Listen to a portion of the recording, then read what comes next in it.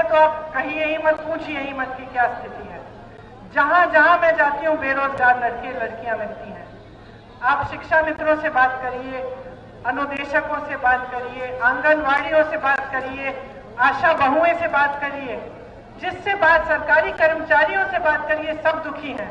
किसी को मानदेय नहीं मिला, किसी का मानदेय बढ़ाया नहीं है। आशा बहु है, 9 महीने के लिए एक महिला के स्वास्थ्य की वो सारी चीजें कराती हैं, परिवार में जाती हैं, पूछती हैं, मात्र उनको 600 रुपए मिलते हैं।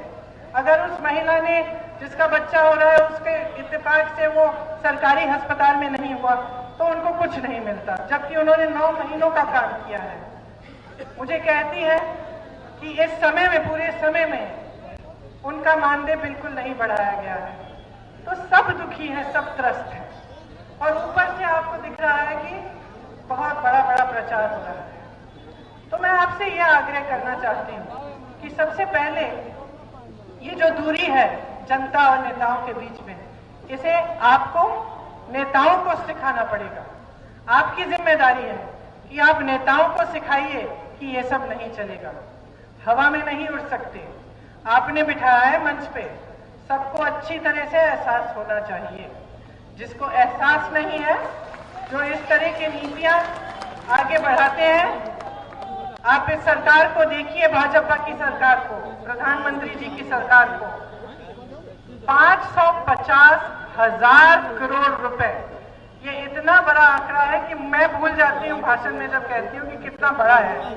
550,000 करोड़ रुपए इन्होंने बड़े उद्योगपतियों को माफ किए हैं। बड़े उद्योगपतियों को। जब कांग्रेस पार्टी कहती है कि किसानों के कर्ज माफ करो तो ये कहते हैं कि पैसे नहीं है। जब कांग्रेस पार्टी कहती है कि हम सरकार में आएंगे तो हमारी एक योजना है जिसको हमने न्याय योजना कहा है। न्याय मतलब न्यूनतम आय योजना। इसका मतलब है कि हर गरीब परिवार को कम से कम साल में सरकार 72,000 रुपए देगी। हमने ये घोषणा की कांग्रेस पार्टी ने।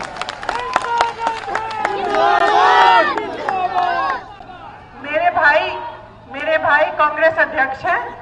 उन्होंने जो वित्त मंत्री होते थे कांग्रेस के, उनसे कहा कि आप अच्छी तरह से जांच कीजिए कि अगर सरकार को गरीब परिवारों की मदद करनी है तो कितने पैसे दे सकती है।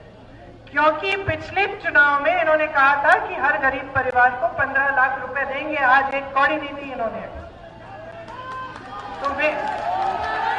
तो कांग्रेस के अध्यक्ष ने कहा कि आप पता करिए सच्चाई क्या है, हम झूठी राजनीति नहीं करेंगे, सच्चाई क्या है। असल में अगर सरकार को देना है तो कितना दे सकती है। तो उन्होंने कहा कि सरकार 72,000 रुपए हर गरीब परिवार को दे सकती है। तो ये हमारे घोषणा पत्र में हमने लिखा। अब जिस दिन वो घोषणा पत्र निकला और ये बात बाहर आई, सारे भाजपा के नेता चिल्लाने लग गए, कहने लग गए कि ये लोग सोचते हैं कि कहां से आएंगे ये पैसे, ऐसे नहीं है सरकार के पास इस तरह के पैसे, ये तो जुमले कर बना रहे हैं। तो जुमले बनाने वालों ने हम पर ये इल्जाम लगाया कि हम जुमला बना रहे हैं। और ये जो 72,000 रुपए हैं जो हर गरीब परिवार को मिल सकते हैं, इनका कहना है कि सरकार के पास पैसे नहीं है। लेकिन इन्हीं के सरकार के पास पैसे थे 550,000 करोड़ जब उद्योगपतियों के कर्ज माफ करने थे। वो पैसे कहां से आए? वो पैसे कहां से आए? वो पैसे आपकी जेबों से आए हैं। आप तमाम यहाँ पर किसान भाई हैं, आपसे बीमा लिया जाता है, आपसे बीमा लिया जाता है। और कल मुझे अमेठी में किसान मिले और मैंने उनसे पूछा कि जब मुसीबत आती है तो आपको बीमा के पैसे मिलते हैं? कहा कि बिल्कुल नहीं मिलते। आपको मालूम है कि किसान की बीमा से उद्योगपतियों का कितना फायदा हुआ है? 10,000 करोड़ रुपए, 10,000 करोड़ रुपए का फायदा आपकी बीमा से उद्योगपतियों को हुआ है। कैसे? देश भर के जितने भी किसान हैं उनसे हर महीने पैसे थोड़े पैसे लिए जाते हैं। किसकी जेब में जाते हैं? उन उद्योगपतियों की जेब में जा रहे हैं। और जब अकाल आता है, जब आपत्ति आती है, तो वो आपके जो बीमा के पैसे हैं आपके पास नहीं पहुंच पाते।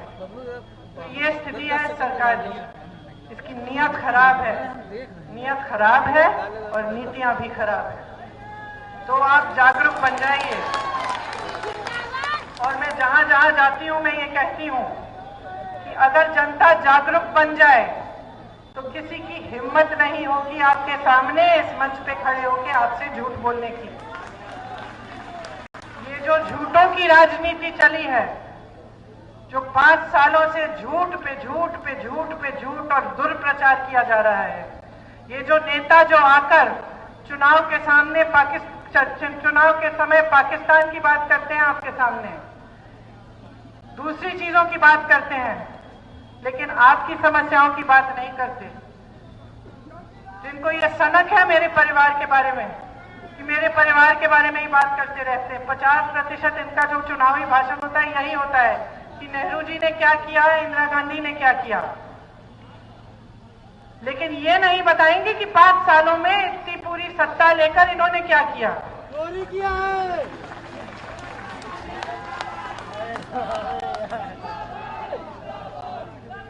ये सिर्फ नकारात्मक राजनीति है, दुर्प्रचार की राजनीति है और झूठों की राजनीति है। और अगर जनता जागरूक बन जाएगी, पहचान लेगी इन्हें, तो ये राजनीति बंद हो जाएगी। मैं जब भदोई गई थी तो एक गांव में कुछ औरतों ने मुझे बुला लिया कि आप ऊपर आइए मंदिर में, तो मैं चली गई। तो वहां पूरा गांव इकट्ठा हो गया।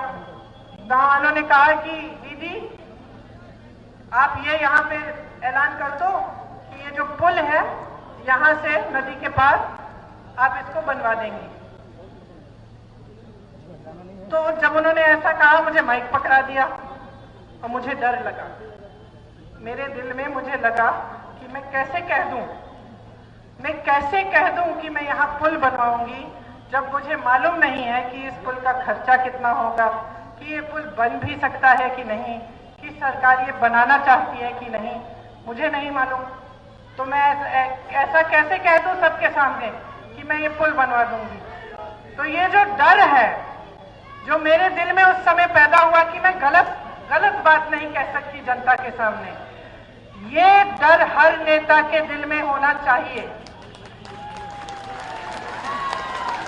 और इस डर को बनाना आपकी जिम्मेदारी है। कैसे?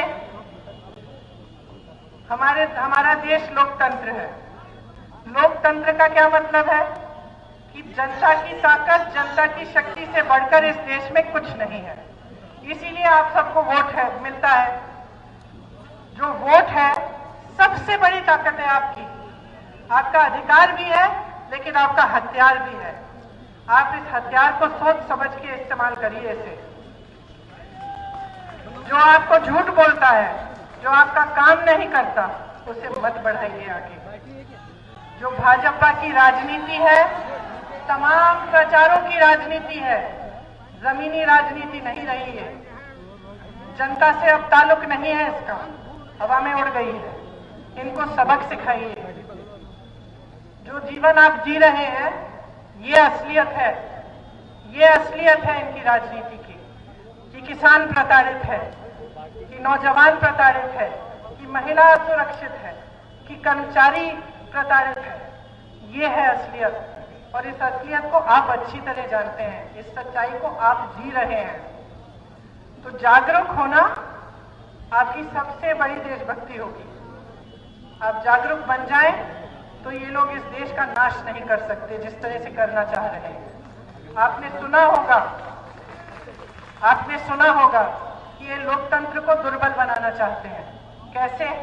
जो संस्थाएं हैं इस लोकतंत्र में जो आपको मजबूत बनाती हैं उनको दुर्बल बनाना चाहते हैं ताकि आप दुर्बल बन जाएं।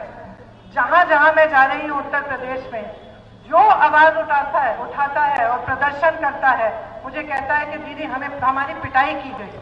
मैं तो एक महिला से मिली, एक अध्यापिका थी, प्रदर्शन के लिए चली गई क्योंकि उनका वेतन नहीं मिला था।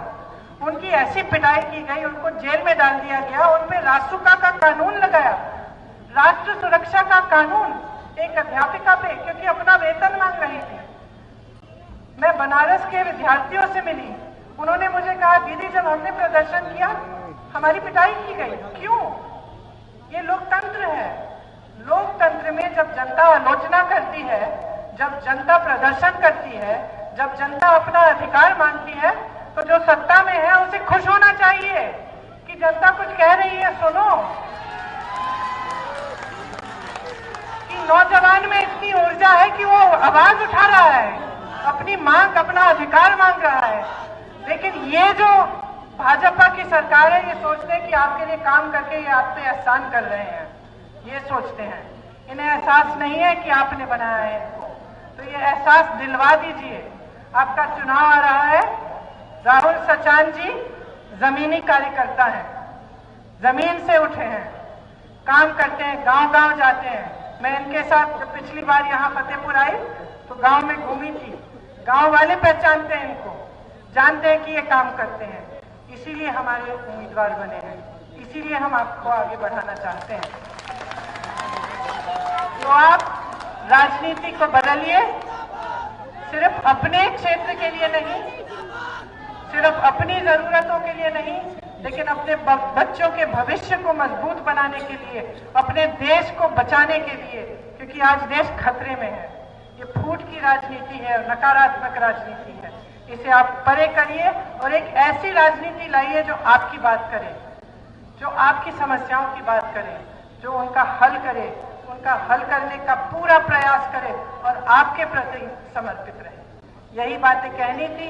जब वोट डालने जाएंगे तो जरा मन में रखिएगा और भारी बहुमत से राहुल जी को जिताइए।